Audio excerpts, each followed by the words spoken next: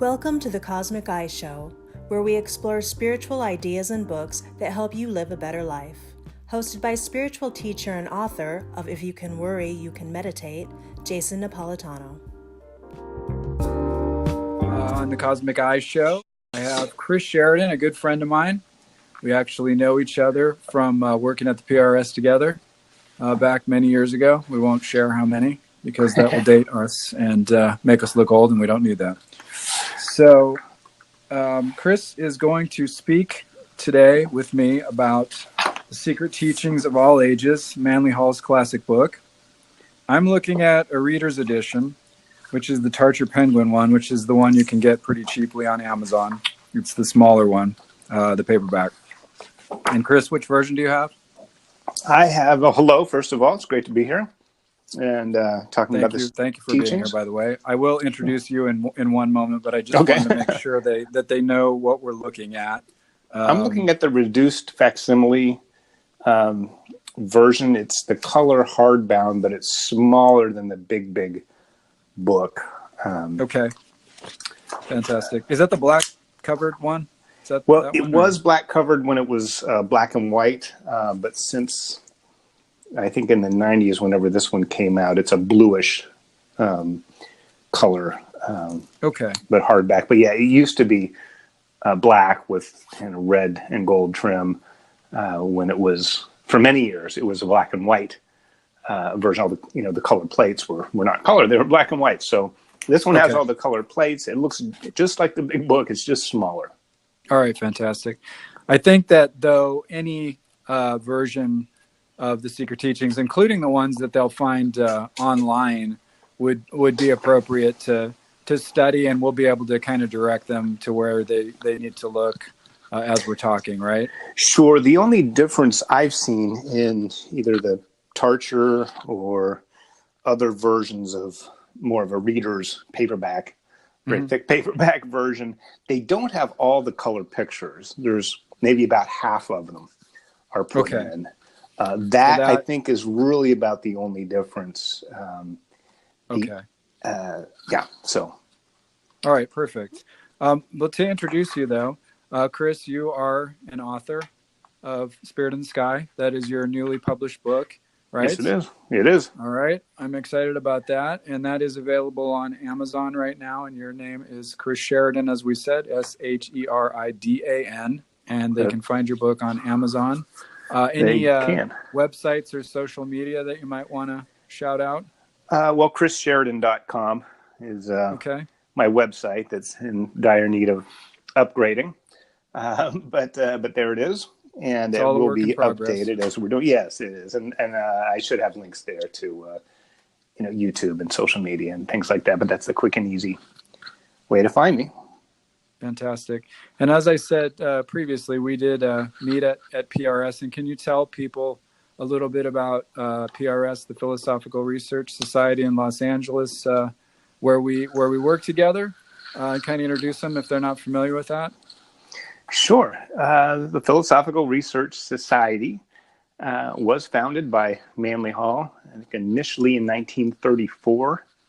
By then, he had already been self-publishing books, either under the moniker of the Phoenix Press or Hall Publishing Company, something of that nature. But when he, in 34, founded the PRS, that became the umbrella through which he could deliver lectures, classes, and also as a publishing house for his titles, as well as his wisdom library. And then it became the campus, and later on the buildings grew, and there's an auditorium and some office space and a classroom and some things like that. But it's the original buildings are there. It's in Los Angeles in the Los Feliz area near Griffith Park and the Greek Theater.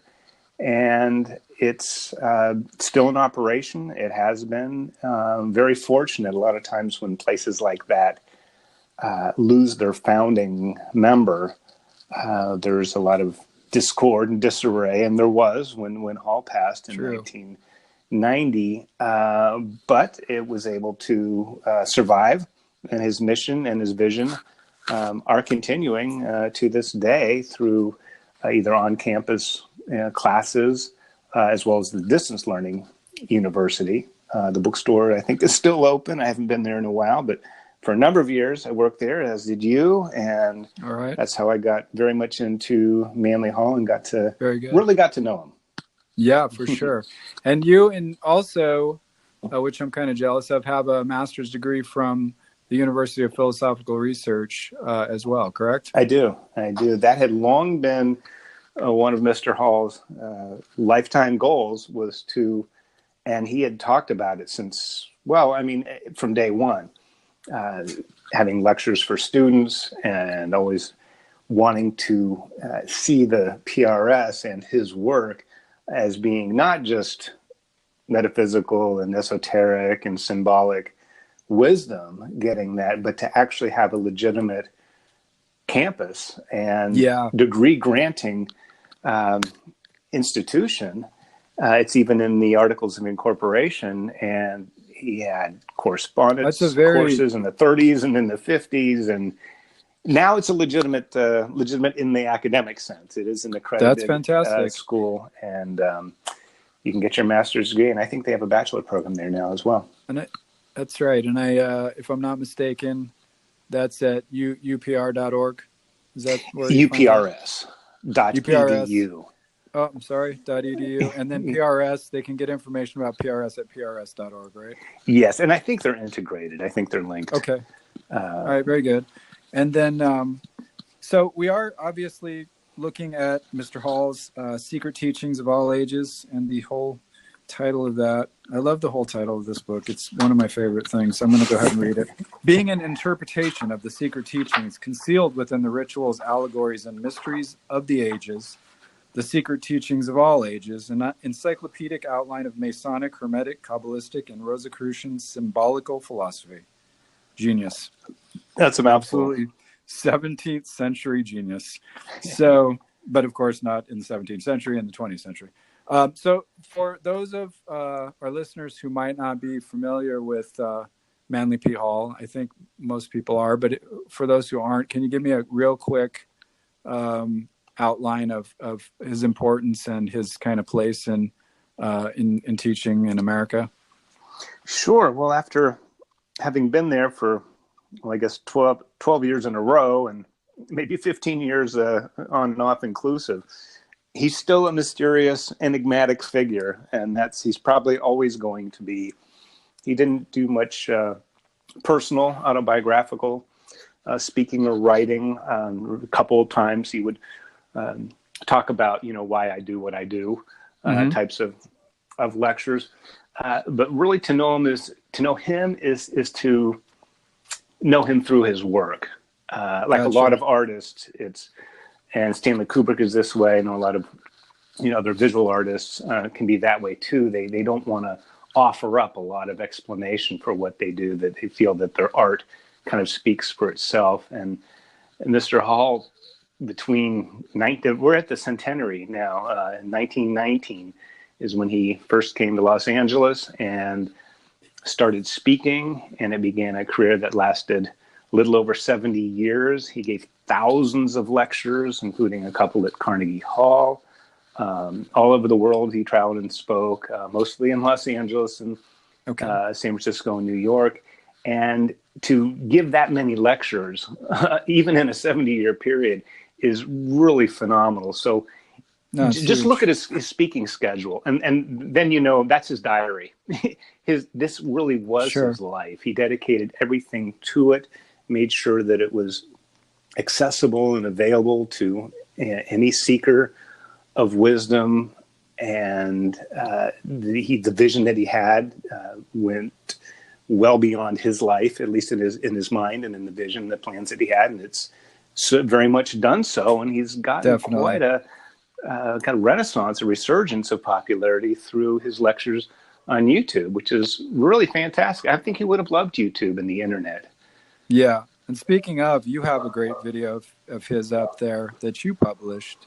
Am I right? Yes, it's I had never seen it before. As far as I know, that's the only copy that's available. Very cool. It's a lecture The title is There a Guardian Angel? Okay. Like a lot of his titles, the content doesn't always match the title. It's sometimes it has nothing to do with the title. Other times there's so many gems in there that who knows why he titled them that way. But he addresses the topic at some point, but there's way much more to it than that. You'd be surprised by the content that you can get from a title that seems like it might be about something else, but he makes it all fit together. It's really, he has such an interesting style. In terms of his importance, I mean, I think that I like how you talked about how his work speaks for itself, and kind of segueing into the book then, I think it would not be unfair to say that the Secret Teachings is the pinnacle of his work. I mean, or it's at least, let's say, the hub of the wheel from which everything flows out of. Would you say that that's safe to? Oh, for sure. I mean, it's, even though he lived and spoke another 62 years after its publication, it's still his magnum opus. It's his great work. Sure. And everything he had studied up until that point went into that book, and pretty much everything he talked about and wrote about afterwards, you could probably trace back to find some root or some seed within that book. So in a way, it kind of encapsulates. Although there's stuff that he spoke about at length and wrote about that, probably never even, like some of the more Eastern, because the Secret Teachings is mostly focused on Western mystery, esoteric philosophy and everything. And he did. He went to Japan several times, and he spoke at length about, Japanese flower arrangement different, Kuan Yin and Mencius and all these Asian characters in history, Lao Tzu, whoever. That really, that maybe you can't quite trace back to this book, but it's still done in the same spirit of. And what I believe he had in mind with doing this book was to, because there have been books like this in a way before, with Blavatsky and with the Anacalypsis from Godfrey Higgins in the past. Kind of a little bit of everything, sum total of ancient wisdom, kind of brought together and put in more modern English, to where your 20th century for him, and of course now 21st century reader can get it kind of all in one place, because all this information used to be in rare books, and he traveled the world. He went to Paris and London and all different places to get these books that then he distilled everything down and put it, contextualizing it too, to kind of think about how, because I think some of the younger people may not realize how difficult it was to get information in books at the time when he wrote this in 1928. Obviously, everyone knows there was no internet, but in addition, books were all hardcover, and they were all fairly expensive. They weren't all hardcover, I take that back, but the bulk of books printed were hardcover, and they were expensive. And in addition, there weren't these reprints of books that we find cheaply today. So he had the original editions of 16th, 17th, early 18th century books and so forth, and he had quite an excellent collection at the PRS as well in the past. Isn't that correct? It is, and I think you really touched on something important, contextualizing, that not only did he kind of gather all this information together and distill it and digest it, he was able to relay it out in a way that not only would a 20th century or 21st century Westerner be able to approach it, also, and he probably did this more so in his lectures, he made it relevant to people's lives today, that it wasn't just ancient wisdom. Well, back in the day, they used to do this. It's like, well, maybe they did, but what are we doing today? The problems of antiquity are really still the problems of today. We have some technological advantages and some things like that, but if it's human relationships, if it's your children not listening, or your husband running around on you, or your wife is a Sure. problem, or the business thing, or paying my taxes, human relationships, and more importantly, the relationships that we have with our own inner life, with our own Yeah. selves. And who are we? What are we? What are we doing here? Where are we Sure. going? The What do big we need to questions of do? life, Yeah. right? Well, I think that's one of the more important things about studying this work. Sometimes I look at it and I know that our listeners will be somewhat intimidated with either the large size of the book, the thickness of it, the seemingly abstract and difficult nature of the material, but it is very well written. It's very clearly written, and it really is, I think, unjustifiably considered a difficult read. It's a dense read, but it's something you can get through, and I think that it's a very worthwhile read. But here's the challenge, and this is why we're talking today, Mm-hmm. is that where do I start with this book is kind of the first thing that a lot of people have said. And when I worked in the bookstore, and you also worked in the bookstore and other areas at PRS, but a lot of times people would ask me, where should I start, or where do I start in this book? How do I approach the material? And I think that's one of the challenges, which brings me right to looking at kind of why you want to study this and what you might get out of it in terms of the book itself. And I was looking at the preface to the Diamond Jubilee edition, which I think you have in your book as well, right? The forward, yes, or the preface, I Yeah. guess. Well, yes. Okay. So do you, I'm reading this. What's interesting to me is what you were just talking about, the technological world we live in. And he was writing this in 1988, which obviously technology had advanced quite a bit then, but even more so now, as we know. But he says, and he's speaking of the time when he wrote the book in 1928, when the U.S. was really caught up in materialism. But he makes a good point. He said it was apparent that materialism was in complete control of the economic structure, the final objective of which was for the individual to become part of a system providing an economic security at the expense of the human soul, mind, and body.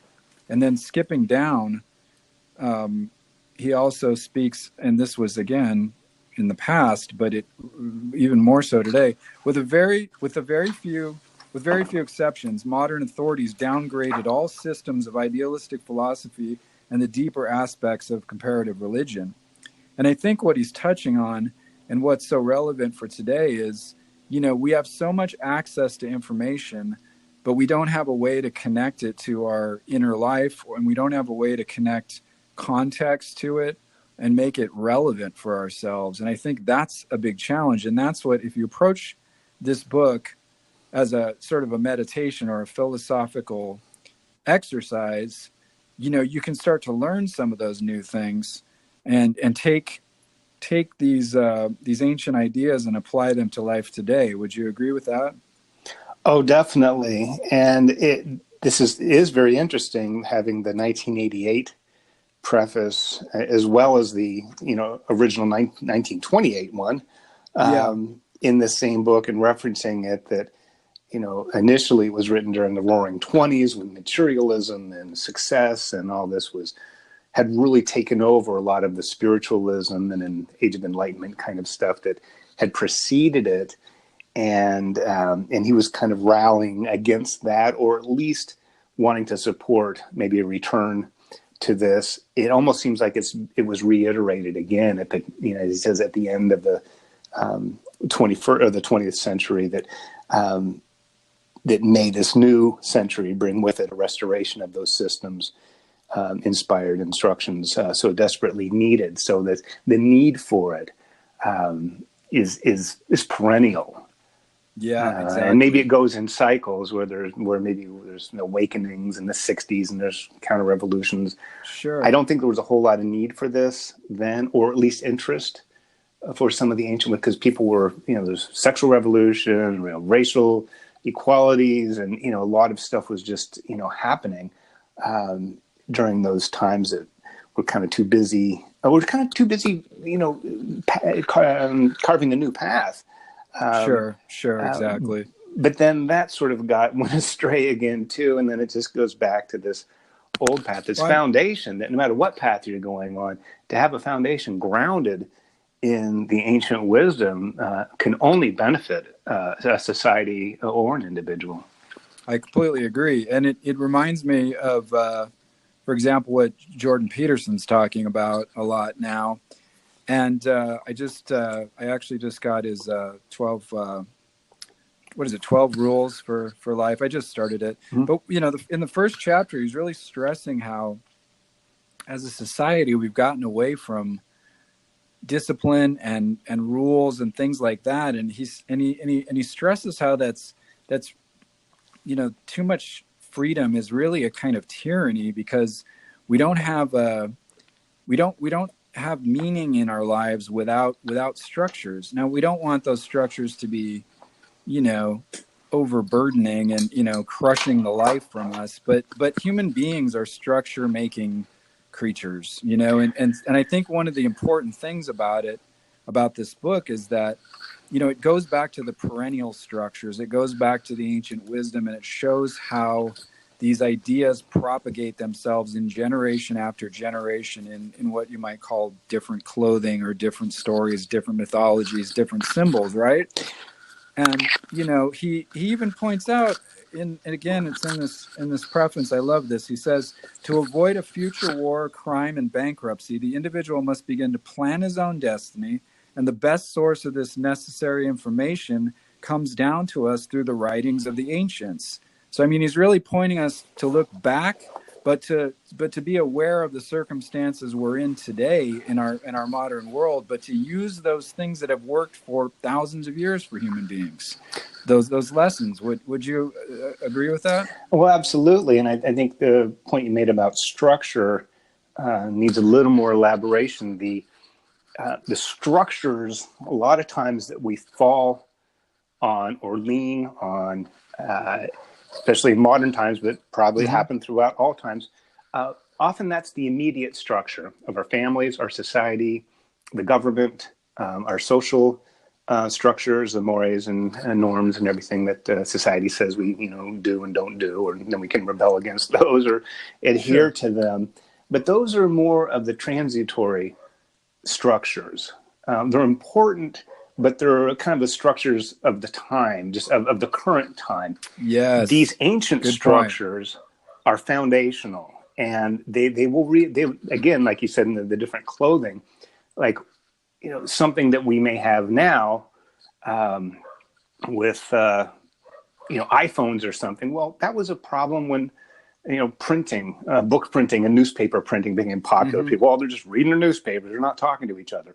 It was a problem 200 years ago. Interesting. They seem like new problems, and we seem to approach these things thinking, we need a new solution because this is a new problem.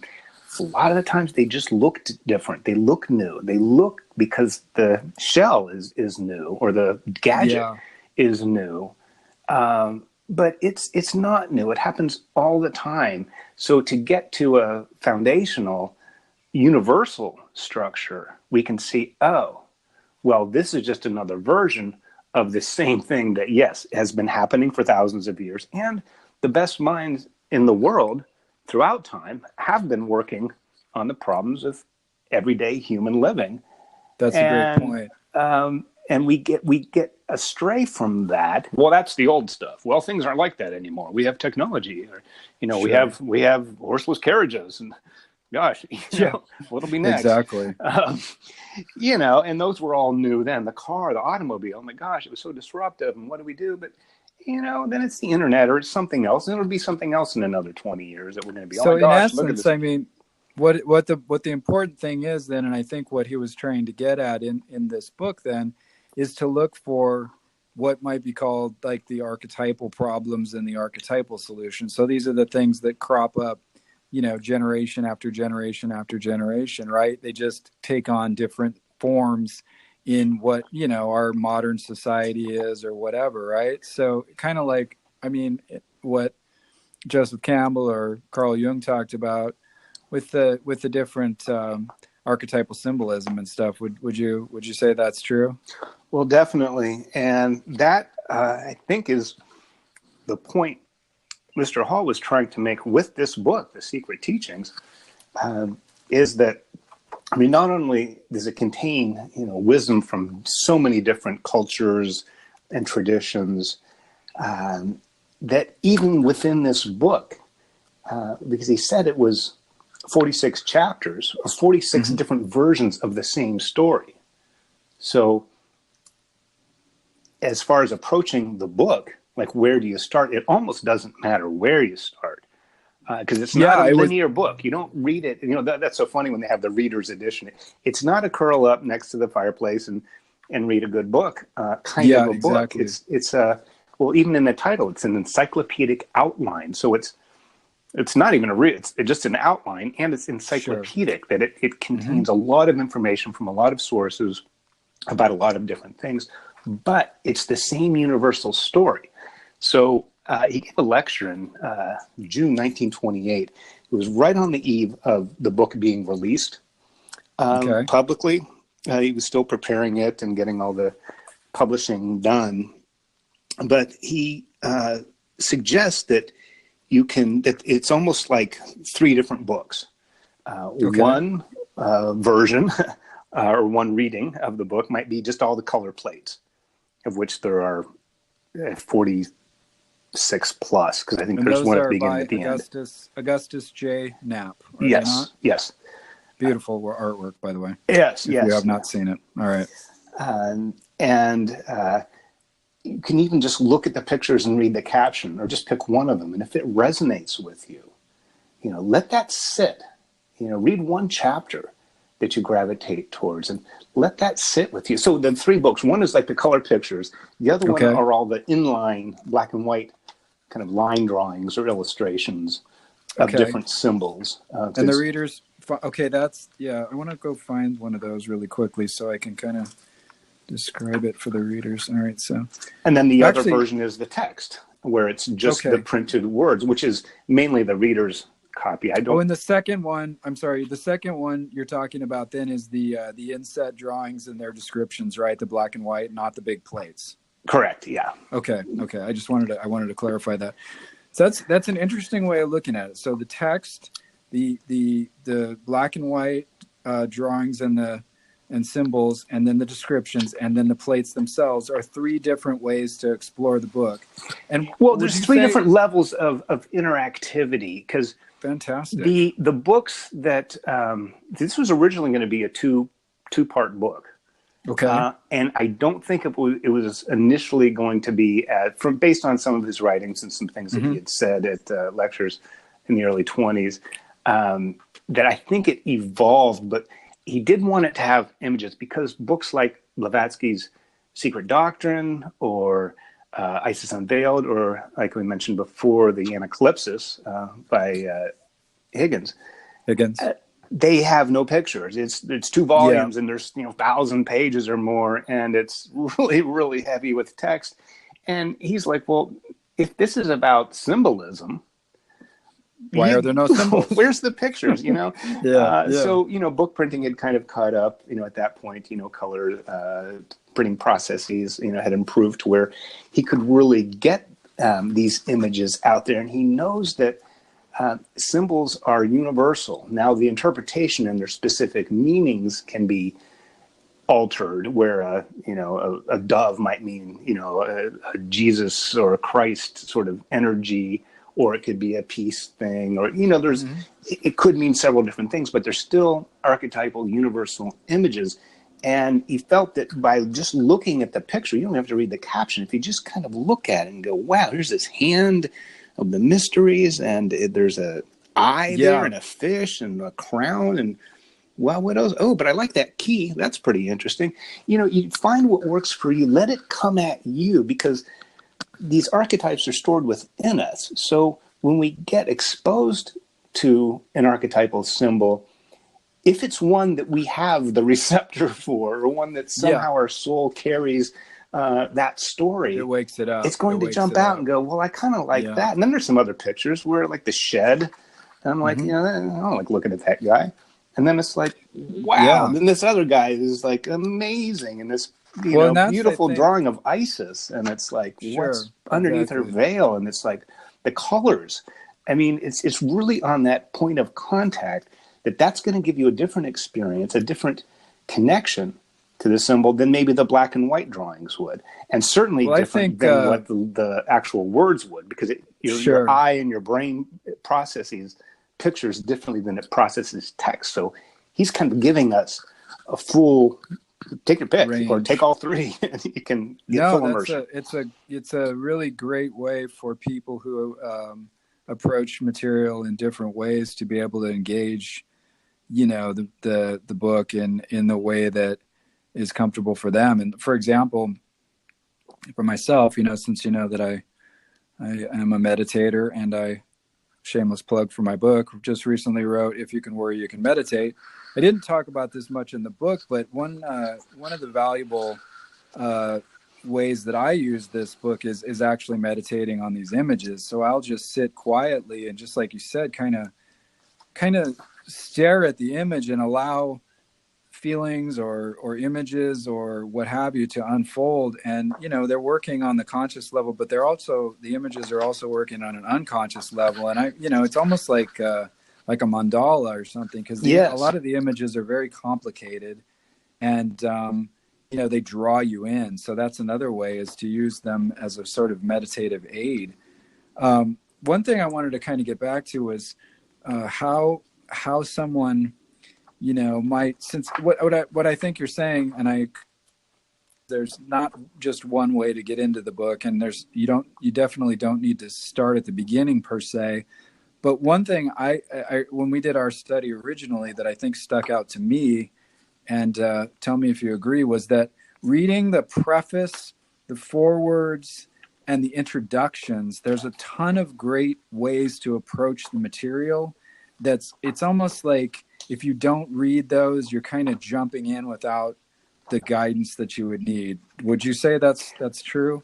It's a very important point, and I'm glad you made it. It's something I maybe need to go back. Of course, I've read the preface and introduction for it, everything, several times, but it does help you get in touch with what the book is and why you're there, and what it's, instead of just diving in and saying, well, what is this symbol? What does it mean? It's like, Yeah, why symbolism? Why study symbolism? It's on that root level of exactly. why are we Exactly. here? What do we, what's this about? And it's good to hold that in mind, and it kind of helps you know what it can do and what it can't do, to some degree, and what it is and what it isn't. It's like a door. I think it's used that a number of times, and it's a door that can open, but you have to go in and look around and pull stuff from it. Sure. That's a But great way to look at it. Looking at that too, and thinking about that, the approach, the doorway, and so on. I just ran across a clue to that, from which I had marked out from our study we had done years ago. And he kind of talks about this. He doesn't kind of, he does very well, lays it out actually quite clearly on page 10 of the preface, if you have that Secret Teachings Reader's Edition that I'm looking at, the Tarcher Penguin one. And he says, it's in the second paragraph, the entire theory of the book is diametrically opposed to the modern method of thinking, for it's concerned with subjects openly ridiculed by the sophists of the 20th century. He follows that, what I read, with this sentence. Its true purpose, and he's speaking of the book again, its true purpose is to introduce the mind of the reader to a hypothesis of living wholly beyond the pale of materialistic theology, philosophy, or science. well, when he says beyond the pale of materialistic theology, philosophy, or science, it's easy to think of materialism in terms of stuff or economics, success, or what I want for my body, whether it's a lover or a car, or these kinds of things that Sure. are the stuff of life, either a possession, whether it's a person that I want to possess their heart, or a car I want to possess in my driveway, or things like that. But he's not he's going way, way past that and talking about materialistic theology, materialistic philosophy, materialistic science, that this philosophy of materialism, I guess, has tainted everything because, when Nietzsche said that, God is dead, we don't need him anymore, with Darwin and some of this, scientific revolution in the mid-19th century, and we really didn't need theology anymore because science is the new thing, and even philosophy, has become, with philosophy is so grounded into, or somebody like Nietzsche or Kierkegaard or any of these latter day philosophers. It's more about the stuff of philosophy, the things, not the process or the mystery or the beauty. There are great exceptions to this, but so he's saying this cloud of materialism has really cast a dark shadow on these great inquiries, through theology, philosophy, and science, and that it's the materialism that has kind of ruined or tainted these things. And it's the literalizing and the concretizing also, because I often say, and we've talked about this before, science is a method of inquiry. Scientism is a belief system that is, this infallible sort of wall and structured understanding of the world that now seems to pervade most people's minds. It's like, well, this is what science says, as if God is standing on top of a computer and doling out information or something. And science, in my way of looking at things, is a method of inquiry, just as religion is a method of inquiry, just as philosophy is a method of inquiry. They're all different, nuanced ways of looking at life. Would you say that's true? Yeah, and each one asks different questions because each one has a strength in exploration. There's some scientific things I want in my life, whether it's, health and nutrition, or, whether I'm going to catch a cold, or, some basic things with gravity and traffic lights. I really want to. Or cool apps that make podcasts. Sure. Like this one. We want to, right? I embrace the science, and everything that it has. But what's happened nowadays, I guess, is that it has become, like you said, infallible, that it does put up a wall. It does, it narrows, and science needs to do that. And like I said, I want like the bridge, when I'm driving over a bridge, I want science there, regardless of which God I pray to, regardless of which, philosophic, outlook on life I have. I want that to be having nothing to do with, the experimenter or the observation effect. Absolutely. I want it to be hardened, and I don't want to believe in it. I want to trust in it. I want to know that this bridge is constructed to the best engineering and material techniques that we have of today, and it's going to hold me over the bridge when I get to the other side.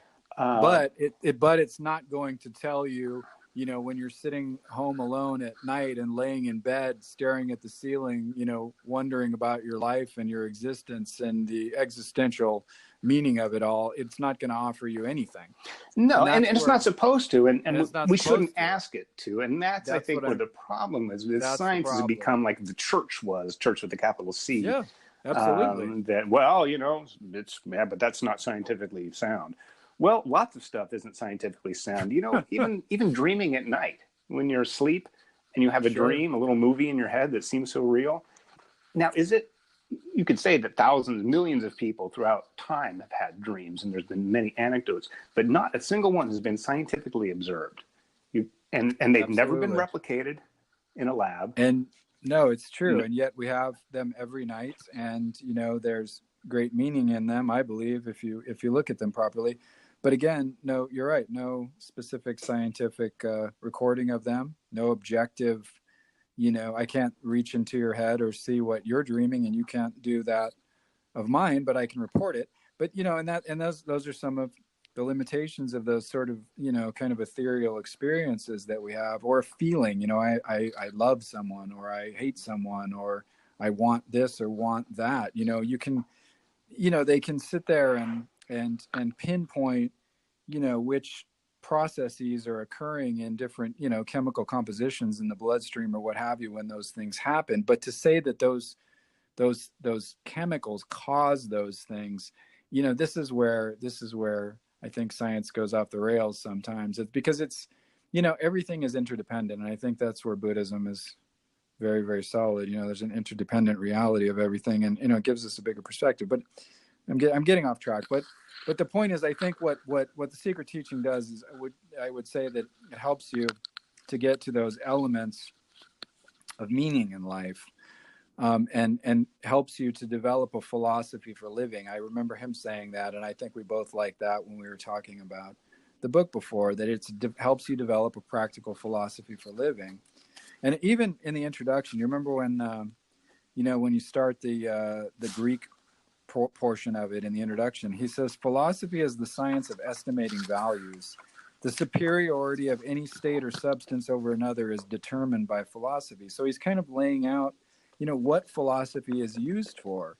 And when you start to get back to the original way religion, philosophy, and science approach the world, you can have those three viewpoints and have them not be conflicting. And I think that's another thing the book helps to stress, is that they're not different things, because PRS, is philosophy, religion, and science, right? Obviously. Yeah, it's the alternate acronym. And so, besides Philosophical Research Society, but I think there's a great deal of wisdom in that. There's no conflict then. And I think that, we've talked about this before, how there's this conflict between science and religion often, that they're arguing, and they're two different fields of inquiry. They err, or I think it's but I always like to say it err because sounds weird. But I think they err when they try to stray in each other's territory. And you're right. Like I don't want someone, talking about angels when they're building a bridge. I want them to have faith, but the bridge is going to be solid. But I want them to rest. I want the angels to guide their work. I want them to guide their hands, for sure. But I certainly want them to follow good engineering principles. It shouldn't be a leap of faith, and it shouldn't be a leap at all. When I go across that bridge, I have to pray to make it across. So I want it scientifically demonstratable every time a car goes across. Yeah, absolutely. Yeah. But we can't ask science to answer the questions it's not equipped for, and we can't do the other things either. My rabbi may not know how to tune my car, but my mechanic does. I mean, I'm a rabbi. Absolutely. You know what I mean? It's everyone has. Now, I think since he groups those words together, both in PRS and in a lot of his teachings and writings, he knows the advantage of all three. And to have a three-pronged approach. So you may ask one question, you may ask about one thing, but science will tell us this. Philosophy might tell us this. And then it's kind of triangulating these different viewpoints that we can develop our own philosophy of life. Because philosophy, the reason why I use that word so much, I'm inclined to believe, is that philosophy does, because there's logic and reason in a particular branch of philosophy, that's that it's very scientific. As a matter of fact, it preceded science. It was through philosophy and philosophic reasoning and deductive reasoning too. That's the scientific method really came out of, through Aristotle and everything, out of what was initially a philosophical viewpoint, but it kind of covers that, or at least it bridges over into that, just like metaphysical speculation is another component of philosophy that maybe, can lean more towards religion at some point. But it takes all those things in, because really a philosophy is, spiritually, what does this mean to me? Okay, scientifically, what does this mean to me? What do the ancients say about this? And then that becomes your philosophy, and it's love of wisdom, Philo and Sophia. It's the love of wisdom. It's not the study of wisdom or the belief in wisdom or the science of wisdom or the fact. It's the love of wisdom, and that's what you do. If you if you read a philosophy, you are a philosopher. You are you're a seeker. If you're listening to this podcast, you're reading this book. there's an emotional element to it. It's not just a dry rational one. The love of It's a living philosophy. it is a Absolutely. living philosophy, exactly. And it goes through the mind and the heart, the intellect and the feelings, and I think that's how people can connect it.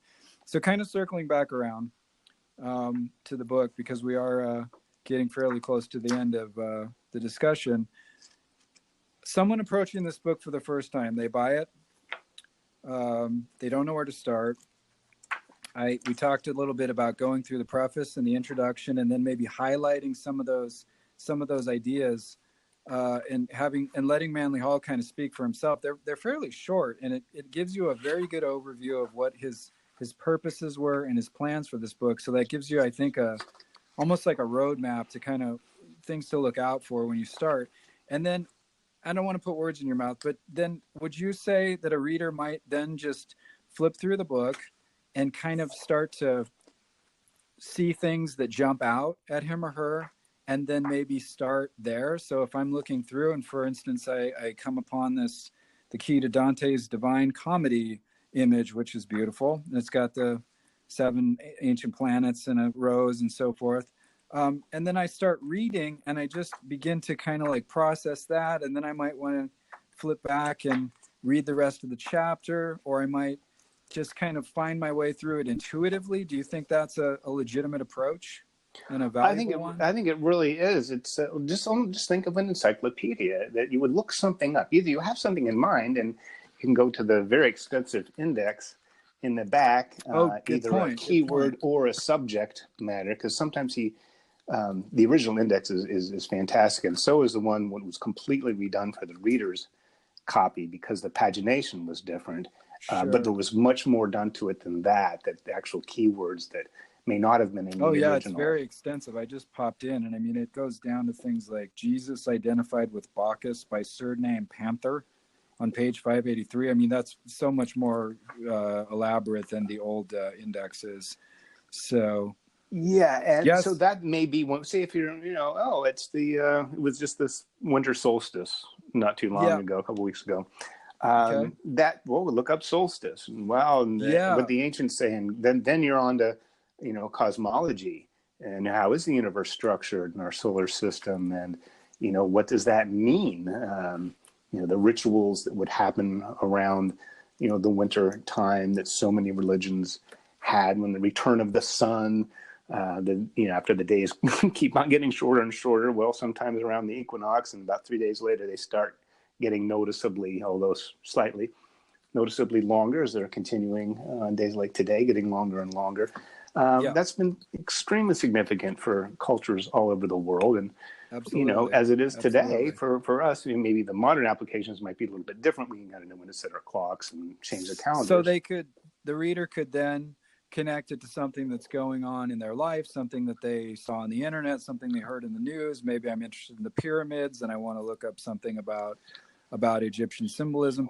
I mean, you could really connect it to your day-to-day life and make it come alive with the index or with the sections and chapters, because I mean, there's really a chapter on just about everything you can imagine. I mean, Atlantis, pyramids, Virgin of the world, universal deities. There's the sun, the zodiac. I mean, it's like you said, the important thing to remember is that it's an encyclopedia. Now, for people, I think also that are more academic, they could read it from cover to cover as well and get a tremendous amount out of it. But I imagine most people are going to want to approach it in a manner like we're talking about, that gives you a little more intuitive approach. It might be a little more exploratory instead of a literal read from beginning to end, although that's highly recommended as well.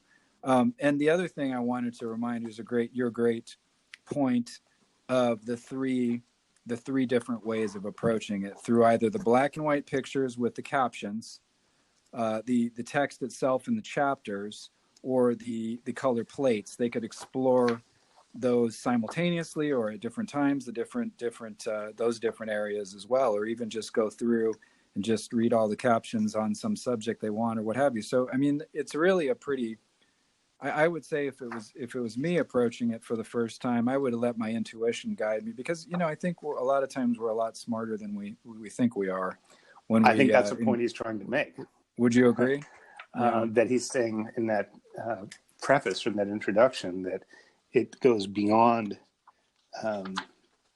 the great materialism And the rationality of day-to-day life, right? Yes. Yeah, that's a great point. And I think then that, do you have any other thoughts? Because we do need to wrap it up, but do you have any other thoughts in terms of how, any of your recommendations, how people might approach it or anything they need to think about?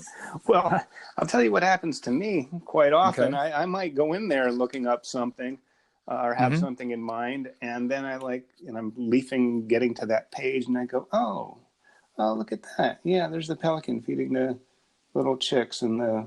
Oh, I love that image. You know what I mean? And then it's like, well, that's kind of neat. And then it's like the internet. You start clicking, and then you're in a rabbit hole. And, and it's the book definitely later. Do that.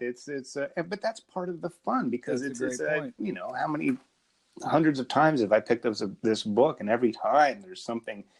Either I see something I hadn't seen before, or I'll see it in a new way, or having looked at it several times, what's worked on me, and I go, oh yeah, Paracelsus. Yeah, he's working on his potions there, and I've maybe since read things about Paracelsus where maybe I was just introduced there. Sure. So let it sometimes free form. There's almost no wrong way to do it. Wrong way. Yeah, I agree.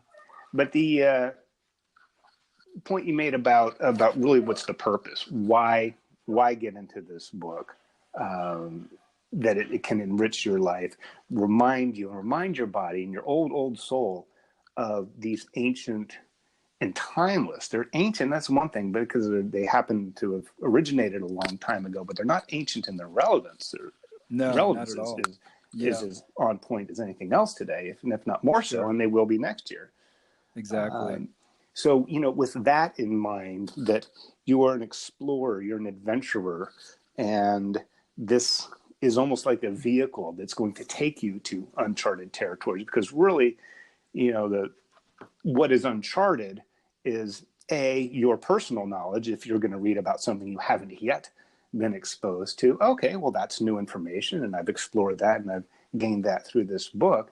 But more importantly, it's your inner life, and it's how you are and who you are and what you think you may or may not be. That this book is the doorway to open that up, to expand that. And that's a fantastic way to put it. And then it becomes a way to expand the inner life, the soul, and the things of the spiritual world within us. And that is about it, unfortunately, today. And I really thank you for your insights and for coming on and speaking. I wanted again to say we've been speaking about the secret teachings of all ages, Manly P. Hall. I have the reader's edition of it that I'm looking at. I have multiple copies, but that's the Charger Penguin one that's available on Amazon. And of course, you can get it at the PRS website or on Amazon. You can get the original, the big plate version of it. There's many different versions. They're all awesome. Would you say that's true?